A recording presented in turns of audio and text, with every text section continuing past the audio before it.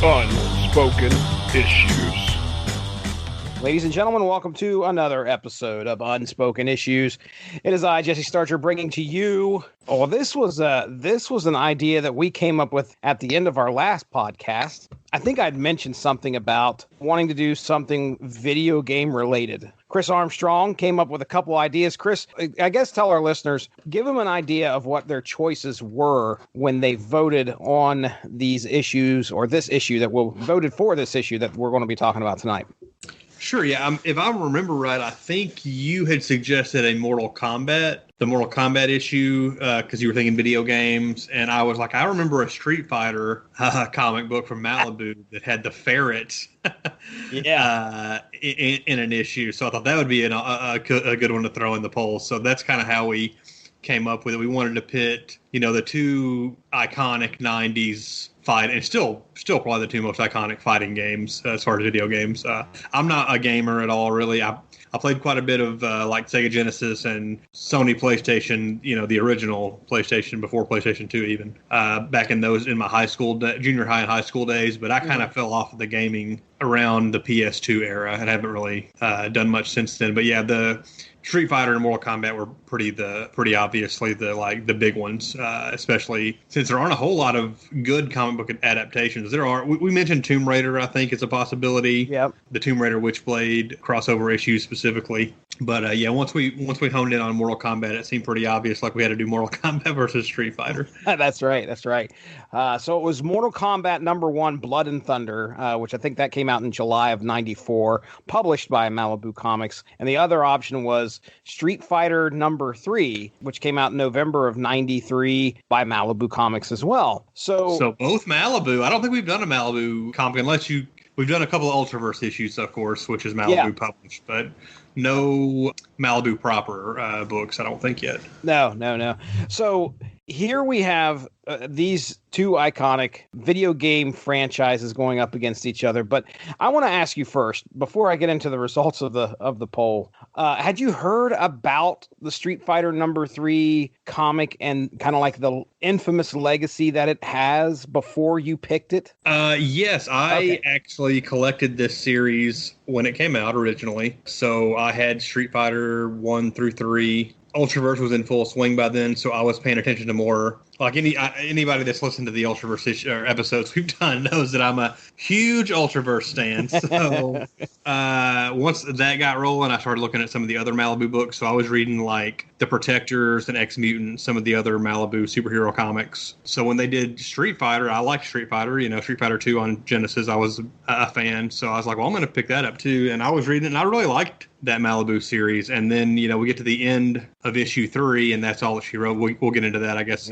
as we get to the issue. But yeah, so I was familiar with that much. I think you know a little more about how that all went down than I do, because I only know what was in that issue. Okay.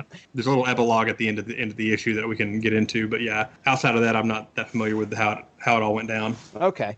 All right. Well, so Mortal Kombat #1, Blood and Thunder, comes in with 30% of the votes, and Street Fighter #3 comes in at 70% of the votes. I remember opening up the issue, and as I was reading it, I was like, this will be the first time that I try to influence how the vote goes on the Unspoken Decade Facebook poll, because I had to talk about what was going on in this comic. And it's funny because as I was reading through it, there were some really iconic moments that occur, and I'm going over to the guys over in our W2M chat, and I'm like, have you seen this?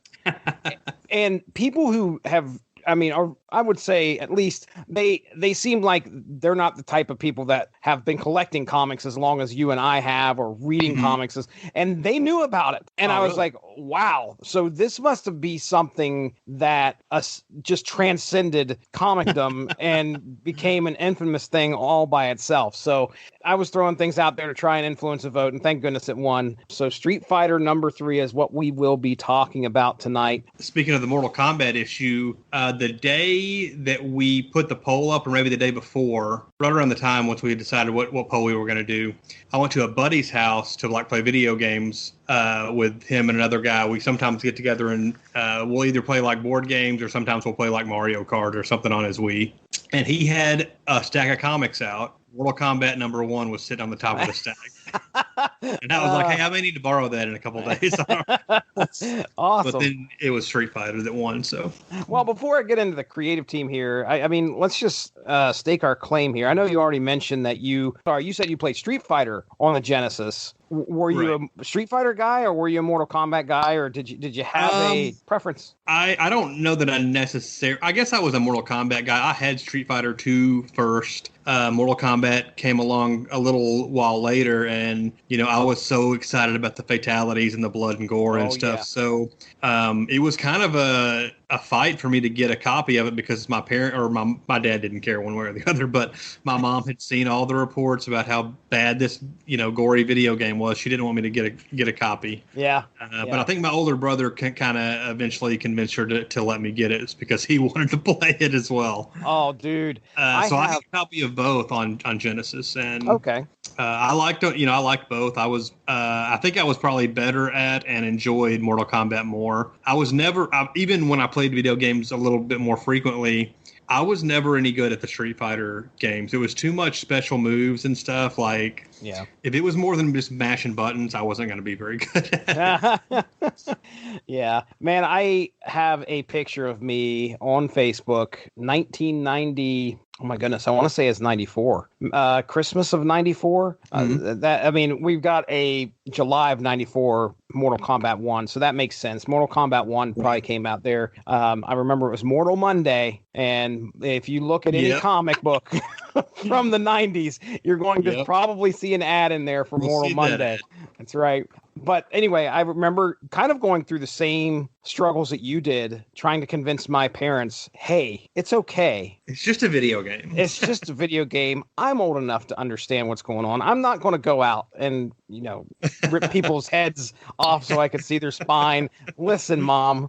And I think even then you got the game, you still had to put the blood code in. So it's not like, this thing came just willy-nilly, here we go. It's time to see all the blood you want. That was a big deal. Of course it was a big deal. Anybody who lived through that remembers, just like you said, all the reports, all the news that game generated. So yeah, me personally, it was the era of like the moral panic where, in the 80s there was the Satanism scare, and then there was the let's put labels on records, parental advisory labels on records, and then it went into video games as well. So that's right. Just kind of the zeitgeist of the late 80s, early 90s, pretty much. Yeah. I was saying I had a picture.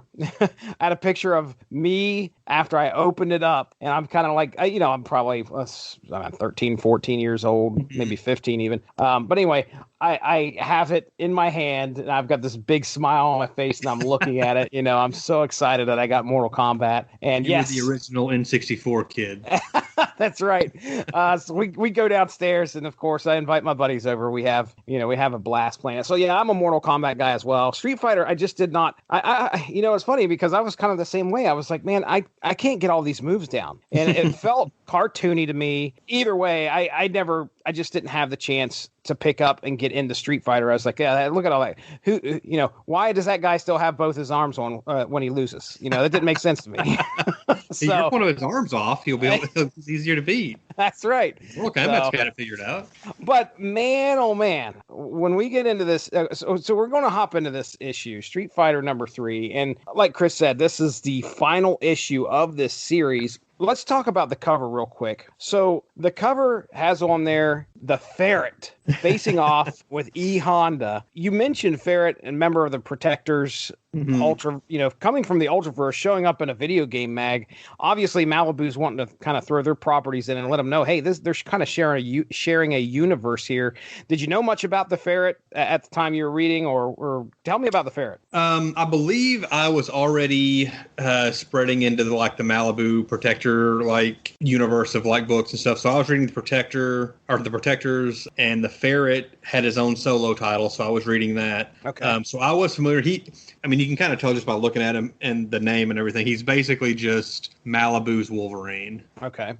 He's kind of a bad boy. He's got kind of a, short fuse. He's got claws, But I liked the Ferret. I thought he was, nothing groundbreaking or whatever, but you kind of know what you're getting with him. He's basically, I think he's an original creation from Malibu. A lot of the Protector's characters were, I'm trying to think of the term, public domain characters. Oh, okay. So they existed, he references, I think in this issue, Amazing Man. Yeah. Which is a character that is like a golden age superhero that's like in the public domain. So I think several of the Protector's characters were those type. But I think Ferret was probably an original creation. Actually, I'm looking here now. Yeah, Ferret #1 is his first appearance. Okay. I think he had a mini series, The Ferret, Flesh and Steel. It looks like 33 total issues he appeared in. So, there were, I think, maybe 18 or 20 Protectors issues, and then he had maybe some guest appearances besides this as well. But I think this is the first thing I've ever read with him in it. There's not a whole lot out there. No, it doesn't sound like it. So the issue itself, written by Lynn Straczewski, penciled by Don Hillsman II. Jeff Whiting is the inker, letterer Dave Lanphier, and then editing is Tom Mason. So I'm going to go ahead and jump into the synopsis unless you got anything else to say here before we get into it. Go for it. Okay, so the synopsis, let me just tell you, ladies and gentlemen, I'm keeping this as straightforward as I can, and then we're going to have some fun. So issue 3 of Street Fighter, the familiar characters of Street Fighter are all reeling from the news of Ken's apparent death. Blanca is enraged and lashes out at some local dock workers. Zangief continues to train against a couple of bears to be the best Street Fighter, but wants revenge on Ken's killer. Dalsim is trying to maintain his composure as a yogi after hearing the news, and our military man Guile gets into a fight at a local bar, practically destroying it. Meanwhile, watching the chaos is boxer Balrog, reporting to M. Bison about Guile's rage-induced destruction. High above all this, Cal Denton, better known to others as the Ferret, has a chance meeting with E. Honda. After some conversation with Honda, Cal makes it known that he is not impressed with the fighters in the competition and is invited to spar with Honda. While the fight goes to and fro, Honda gets the best of the Ferret and the two remain friends. At the end of the issue, we see the home of the ill sensei Shang Long, the man who trained Ryu and Ken, being attended to by a young Filipino lady by the name of Naida, who at the end of the issue plans to face Ryu in a battle to become the Street Fighter champion. And that's where we end it. So obviously there's a lot left on the table.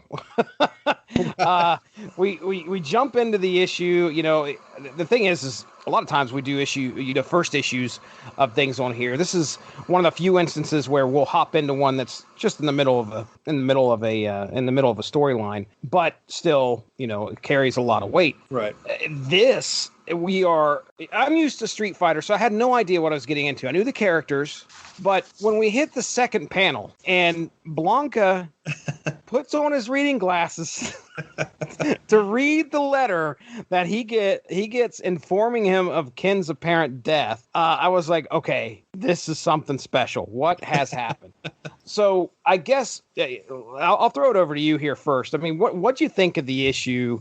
Well, I liked this book, in 93, I think is when it came out. So I was really into it. I really thought it was a good, I was super. I remember being really disappointed when I got to the end and it revealed hey, this is the last issue. It ends on a cliffhanger, and I was like, man, I really was excited with the way the book was going. I actually went back and reread the first 2 issues before I read this one for our conversation because it had been over 20 years, since I read them. And this is actually probably the weakest of the 3 because the first 2, it's just constant street fights. Yeah. I remember reading that, just kind of getting prepared. I hopped onto the wiki just get a taste of what was coming before. And one of the articles that I read, I think it was on Comics Alliance, was talking about what had come before this 3rd and final issue, which was, I think, the Street Fighting Championship was going on. And it's just fight after fight after fight. I mean, that in this issue, E Honda and the Ferret square off for like, I don't know, four or 5 pages. Uh-huh. And it's kind of hard to summarize. Okay, E Honda basically gets all of his stuff in. He gets his 100 hand slap in there. He gets his diving headbutt thing that he does. Ferret's getting some licks in his. Don't forget the butt crunch. The butt crunch. Yes, the butt crunch. So I can just imagine. They do a good job of like implementing all their some of their special moves and stuff into the fights. Yeah, the action's jam packed, and that's kind of what we were looking for in the '90s, anyway. In my opinion, that's what I was looking for. Yeah, for sure. So I wasn't. Especially a Street Fighter comic, like that's what you want. What do you expect you're going to get? I mean, it's you. Of course, I didn't expect I was going to get Blanca reading with his readers on, but regardless, there better be a fight happening in the issue, and it happened. Let me go through just the fights that are in the first issue. I've got it here. I'm going to just thumb through it real quick. Sure. Ryu versus Sagat. Okay. Sagat versus, what is the boxer's name? Balrog. Balrog. Yep. Sagat versus Balrog. A Chun-Li versus Ryu like sparring match. Oh. And now hold on. The article that I read had talked about how there was, is it in that fight where they start to have kind of like a contentious, start to get romantic. Yeah, and have this romantic relationship. And apparently Ryu calls her a tree or something like that. And I was like, okay, yeah, this sounds kind of strange, but okay. All right, go ahead and continue. Yeah, so Ryu and Chun-Li, whatever. There's a brief look at Vega and Ryu. It's only like 1 or 2 panels for that one. Then there's Ken fighting some ninjas. Okay. And then Ken versus Balrog. This is all the first issue. Wow. Then Sagat shows up at the end. Let me ask. The second issue is basically the full issue is just Sagat versus Ken. Okay. Which ends with him like scalping Ken. Wow. And kind of sets up the third issue. So a lot more action in the first 2 than in this one itself. But I mean, I liked this issue. Don't get me wrong, but the action in the first 2 was just like constant street fights, basically. Let me ask a question about those issues, and I'm curious. Did they have time to like set up the universe, or did they go into it just thinking that you already knew what was going on in the Street Fighter universe? So did they give you any background for those people at all? Yeah, that's another thing. Like this one, this issue opens with Blanca. Then we quickly see Zangief and then Dalsman, I think. Yeah. But the first few issues, it's almost entirely Ryu, Ken, Chun-Li, and then the bad guys, which is M. Bison, Sagat, and Balrog. So you don't really get much of any of the other Street Fighter characters. It seemed like issue 3 was when they were like, all right, we've established the storyline we're going with. Now let's bring in, some of the other Street Fighters. Okay. Yeah, you just. I'm looking at it right now. The really gruesome image of the last page of issue 2, but yeah. Man, oh man! So Ryu's holding the hair and scalp of Ken, and that's just okay. So that really right there, we're gonna put a pin in that, and we'll come back to that because that right there is what sealed the deal for, I think, Capcom to say no. a little too Mortal Kombat. We shouldn't. What are you guys doing with our property?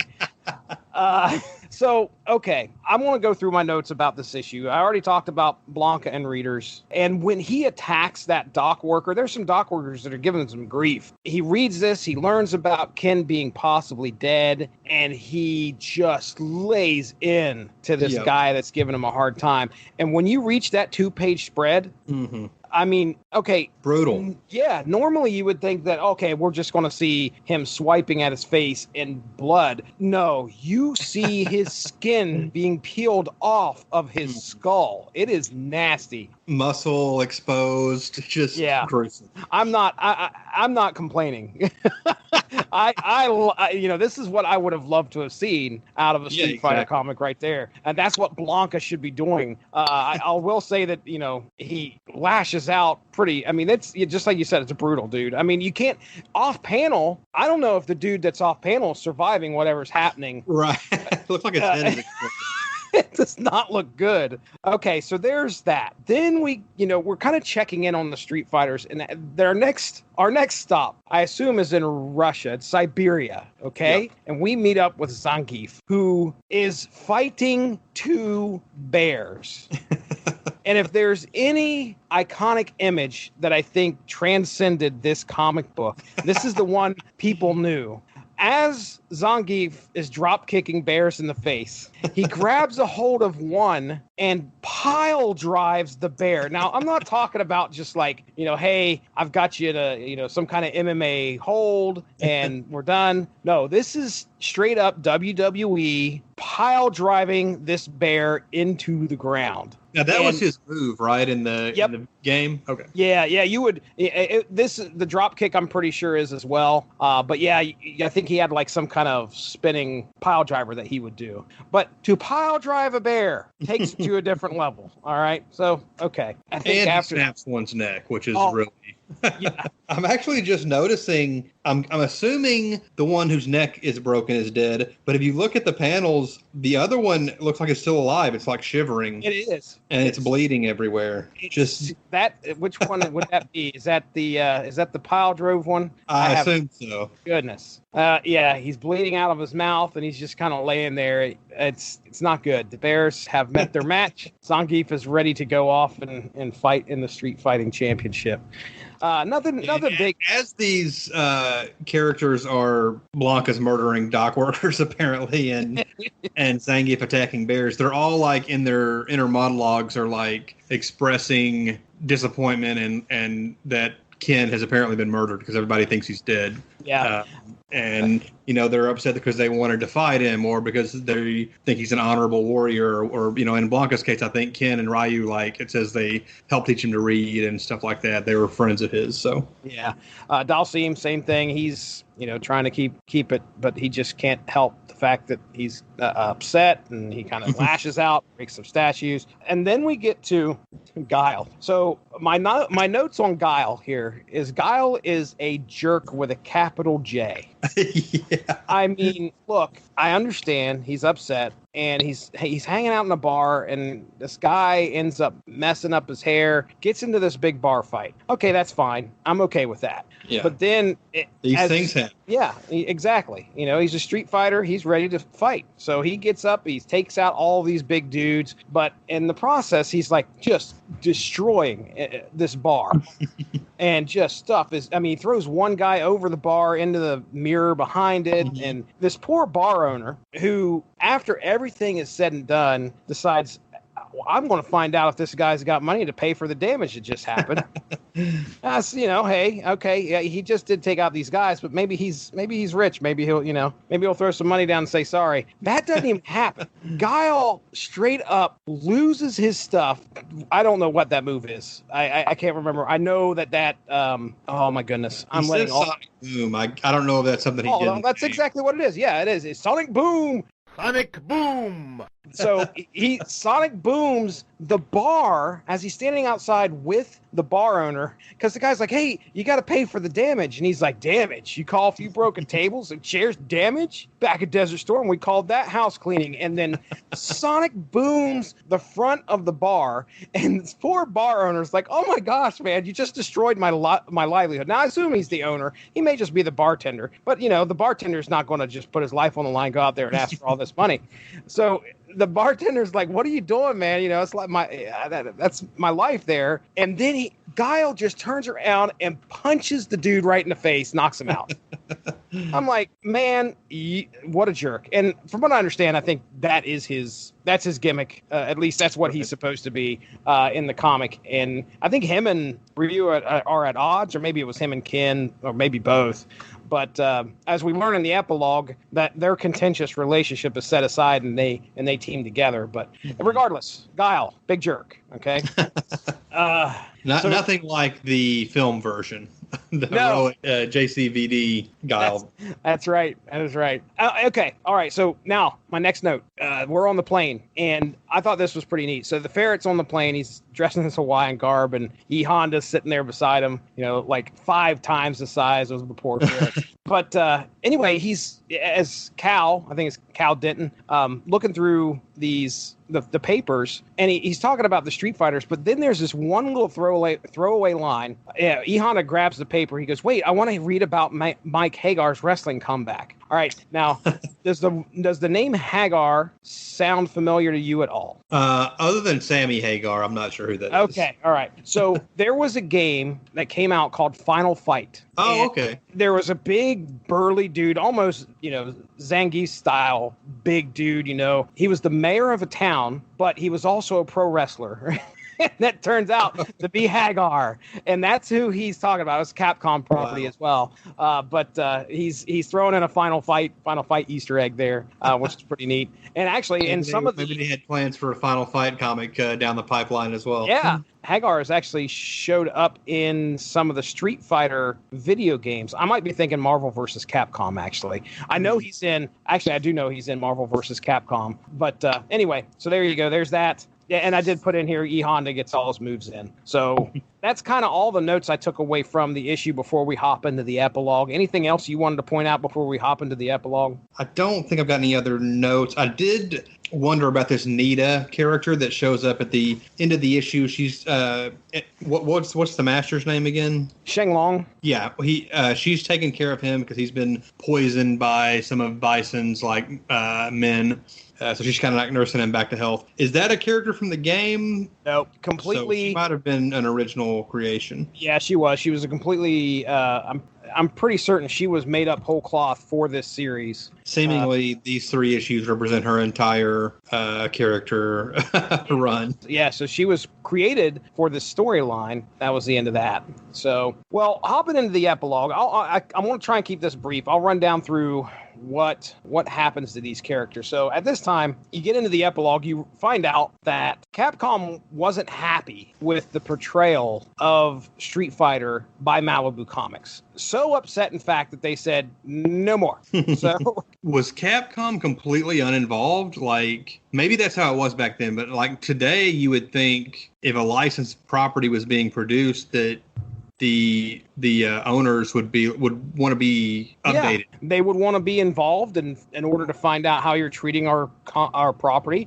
Right. But I'm wondering, they could have gotten those pages. If they had seen those pages before it went to print of Ryu holding a bloody scalp, they could have just been like, "Hey, crop that bottom out there." We got some notes for you here, okay? Yeah. But maybe they just produced it. Maybe they just trusted Malibu to produce it, and then they saw the results and were like, "What the hell?" Yeah, and that's really what sent me kind of on. After I read the comic, I was like, I got to find out what happened. I wanted to find out specifically why the relationship ended. If there was any other tidbits to kind of explain, where Capcom said they crossed the line. But as to why they weren't as involved, I don't know. So I made a trip over to TV Tropes, and I don't know how often you go over there, but they always have some fun, interesting stuff to talk about every once in a while in regards to certain properties. And sure enough, they had the 1993 Street Fighter comic book in summary there for TV Tropes. One of the things that they mentioned was that it was all of what we got here is based off of what they call an excuse plot tucked away in the instruction manual. So if you got games back in the day, you got your Nintendo game or your Sega Genesis game or whatever, and you crack that manual open, they kind of give you just a tidbit of a story to kind of tell you, okay, well, hey, here's your character and he's upset with so-and-so, and that's what pushes him along his way. One of the pictures actually on the TV Tropes was a intro screen to Bad Dudes, which I think all it says is the president's been abducted and you got to go. And that's it. So, is that like a Double Dragon type game? Yeah. Bad Dudes was similar to that. I think that's kind of what they did. They didn't have a whole lot of source material to go off of. So they just said, okay, well, we have this little bit. And from what I understand, they took at least some of the more solid parts of what the the plot was for the game and put that in there, but they did generate some things as well. And they thought, well, hey, we're going to take this and we're going, dude, in the 90s, what did Capcom think people wanted?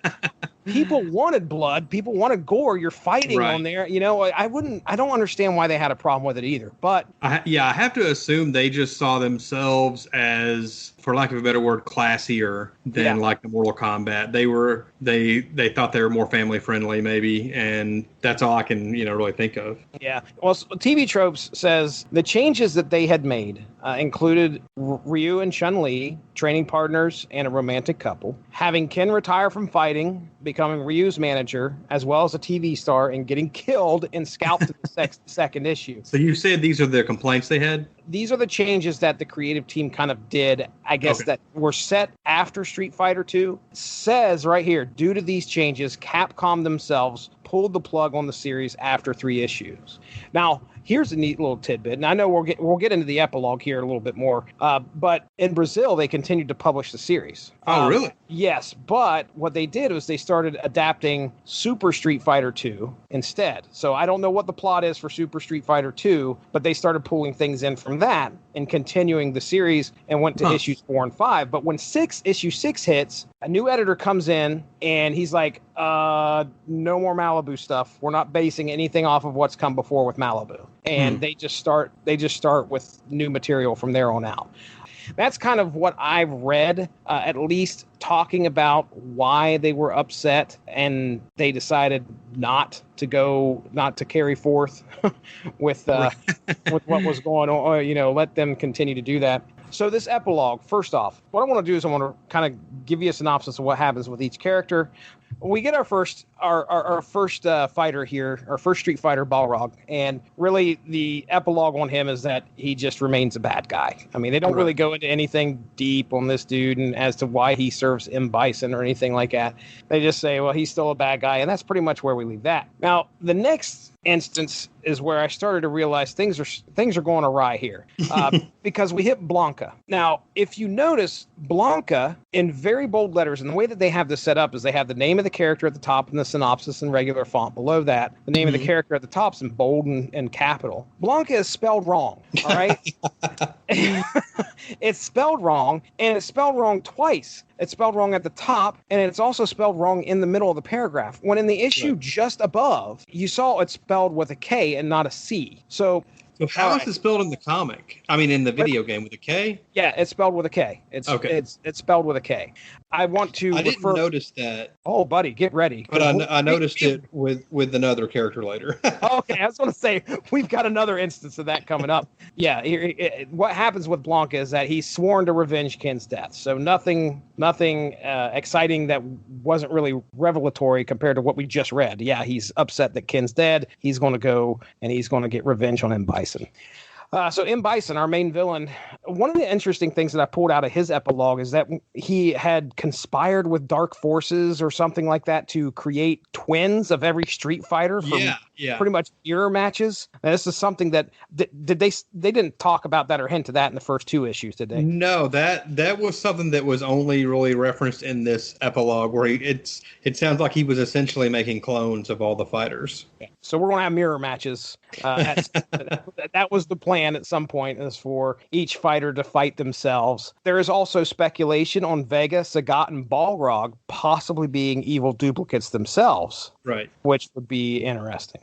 Yeah, that I thought. I mean, that was that's a cool idea. I would have liked to have seen them, explore. But yeah, it sounds like, I mean, they're adding a lot to the mythos. And again, like I said, they didn't really have a whole lot to go on. I mean, TV Tropes called it an instruction manual excuse plot, so it's not like they have a whole lot to draw off of. Sure.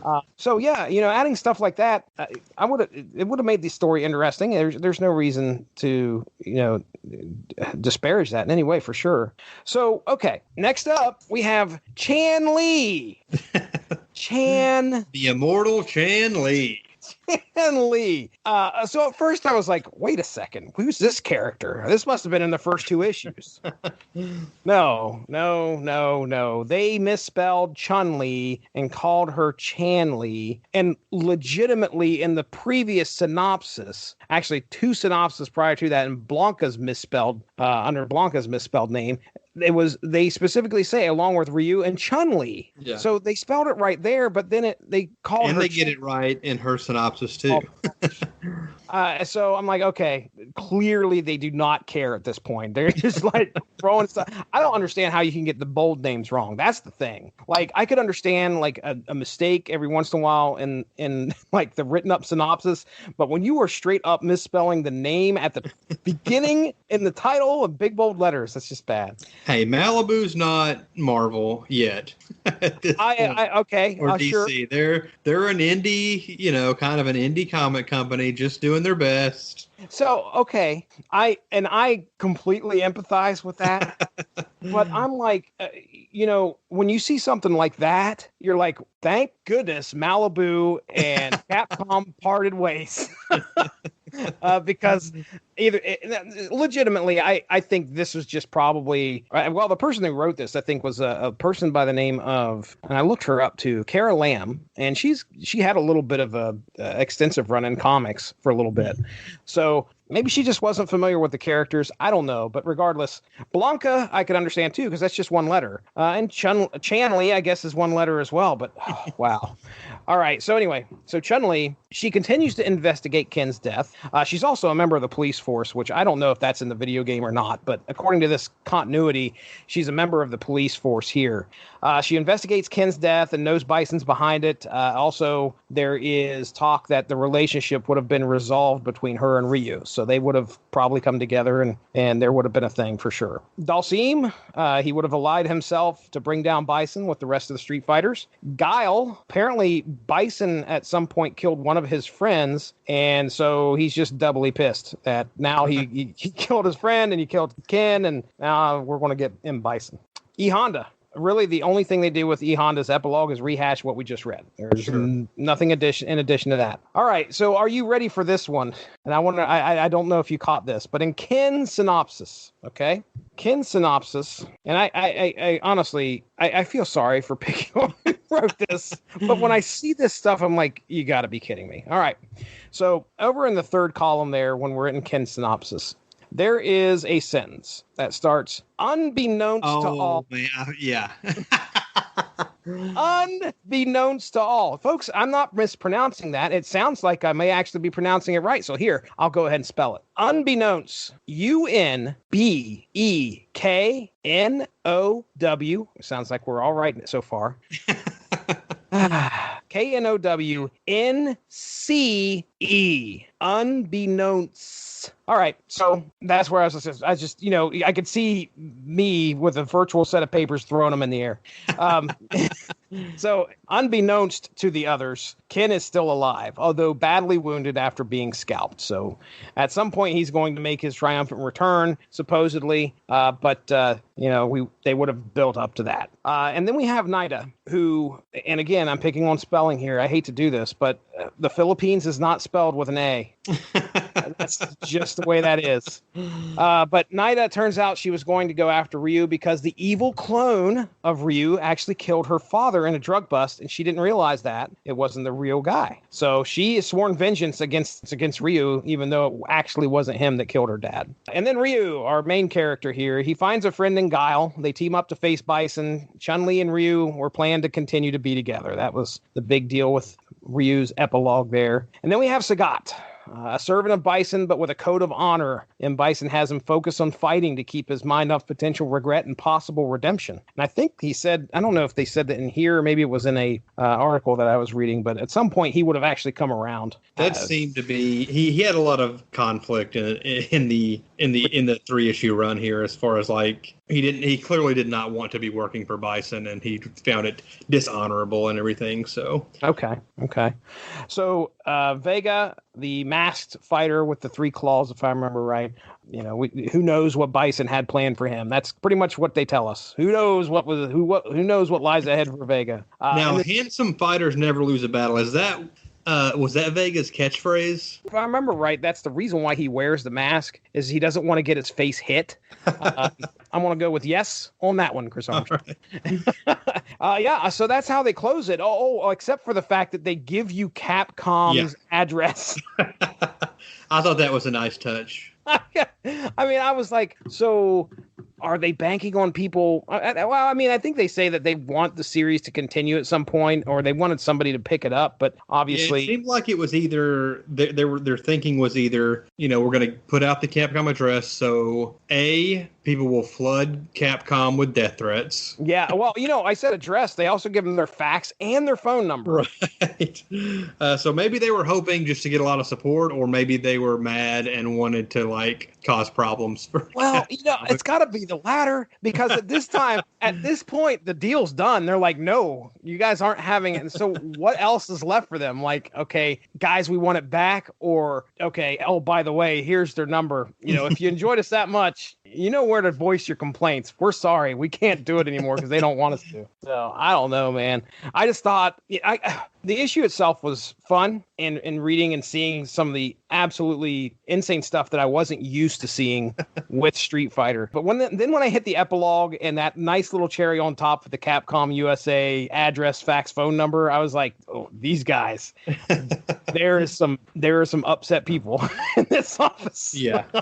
They didn't take it very well, it didn't seem like. Yeah. As we were doing this, I should have done this a day or two ago. But it just occurred to me that Tom Mason, who was the editor of Malibu at the time, he's in that Ultraverse group, and he interacts with people on there a lot. So I posted the cover, and I've asked him how the Capcom, what they were upset about. So if I get a response, I'll record an epilogue to this episode and put it at the end. Absolutely.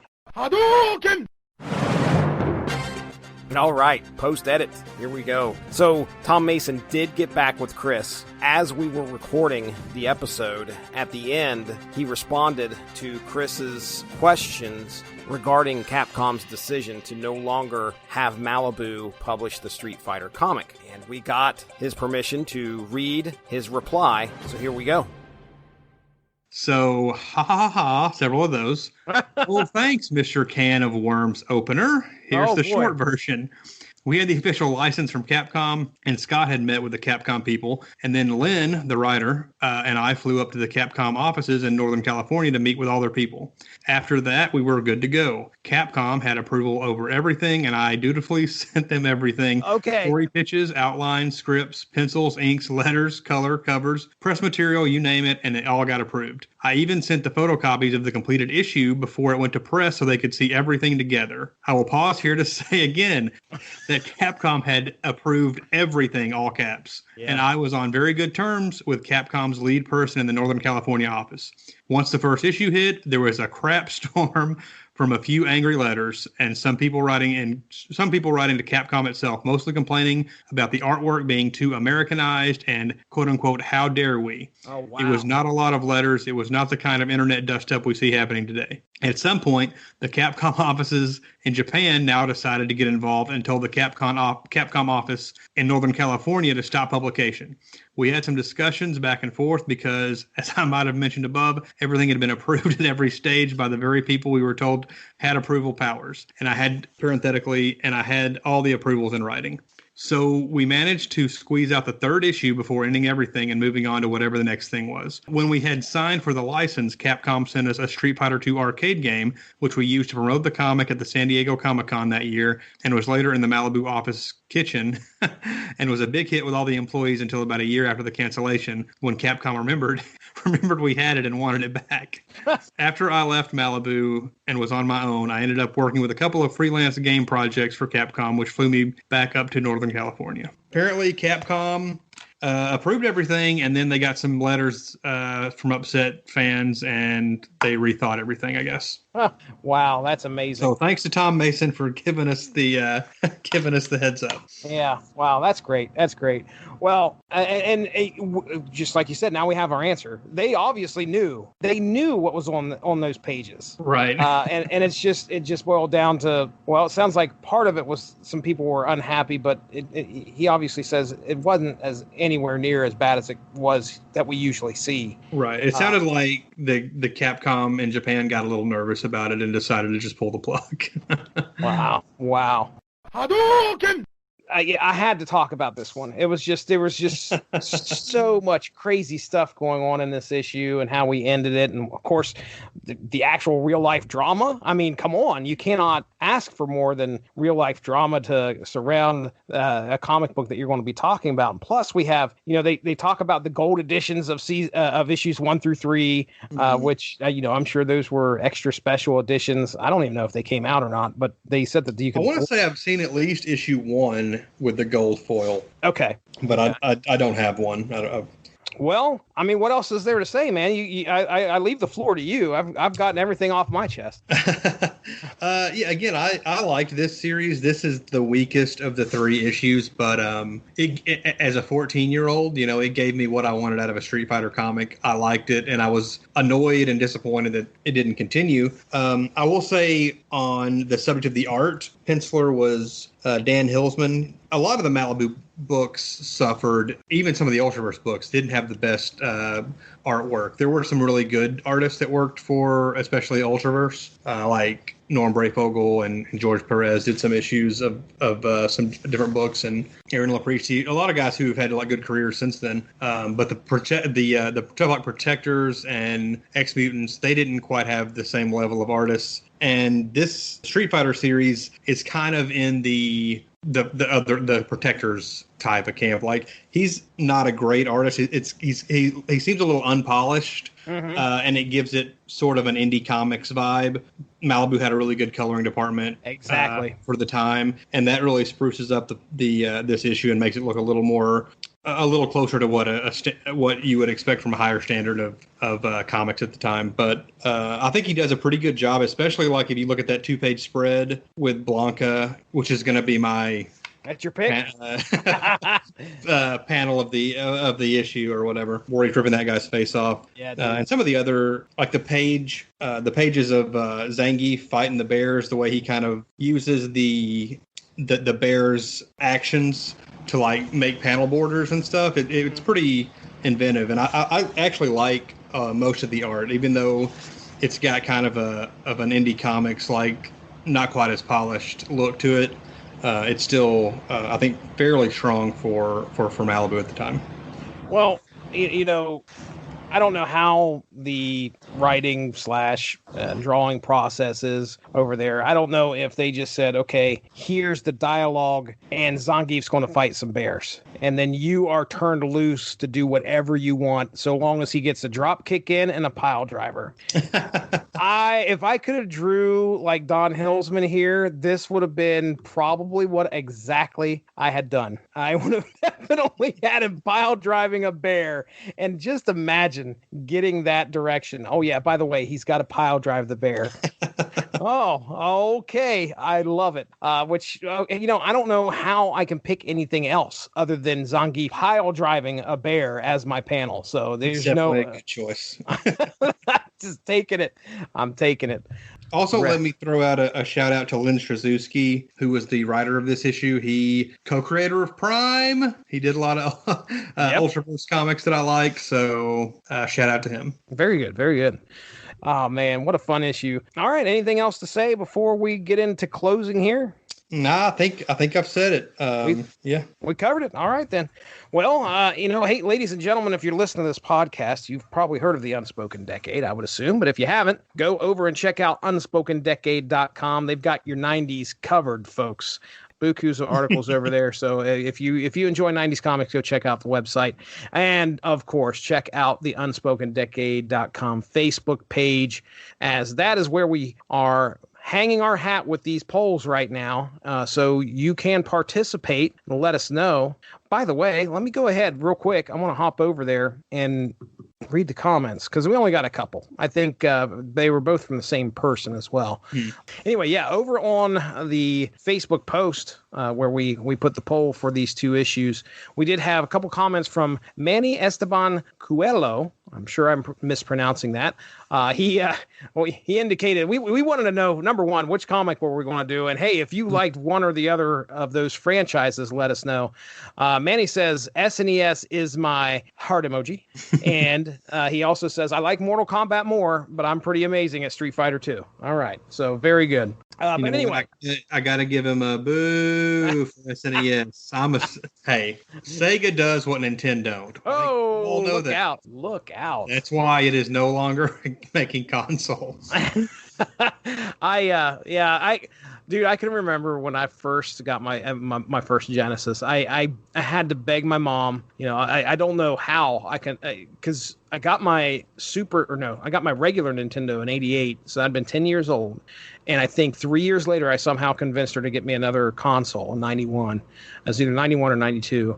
I asked her to get me a Sega Genesis, and of course, this was the 16-bit era was just hitting, and it was at a little department store called Hearts. I don't know if you ever heard of that or not around your way, but I convinced her to go into Hearts with me, and I don't know how. I had to have had some money or something, because there's no way my mom's going to actually plunk down the probably close to 200 or 150 or whatever it was at the time to get the Sega Genesis. But I remember I got the Sega Genesis, and came with the Sonic the Hedgehog, and definitely picked me up some Joe Montana Sports Talk football. Nice. Shortly after that. But I was a Sega kid too, man. As soon as the 16-bit era hit, I didn't know anybody that had both. I got a Genesis, and I like Sonic, which came with my Genesis. But I played the hell out of some Spider-Man on Sega Genesis. Oh, that was the first game that I was really, really into, and I've actually bought a Genesis from my buddy's video game store last year, and I got a copy of Spider-Man to relive some of those childhood memories, and the X-Men game, which was also really cool. Oh, yeah. I didn't have too many comic book games for the Genesis. I mean, I played a couple. I mean, back in the day, man, it was all renting video games, and then you'd play them for like 2 days, and you'd have to take them back. But I could clearly remember playing some Maximum Carnage. So, okay. Well, yeah, check out the UnspokenDecade.com. Check out the Unspoken Decade Facebook page. And as for me, you can follow me at Stiznarkey if you do so wish. We'll be having another poll up here sometime soon. We already have one issue that I know for sure we're going to be talking about again. Keep an eye out for our discussion on Crimson #1. We'll let you all know about that when it hits. Chris Armstrong, do some plugs. You can follow me on Twitter and Instagram at BrodyMan34. All right, well, I think it's time for us to get out of here. For Chris Armstrong, I'm Jesse Starcher. We'll be talking to you soon. Everybody, have a good one. Bye-bye.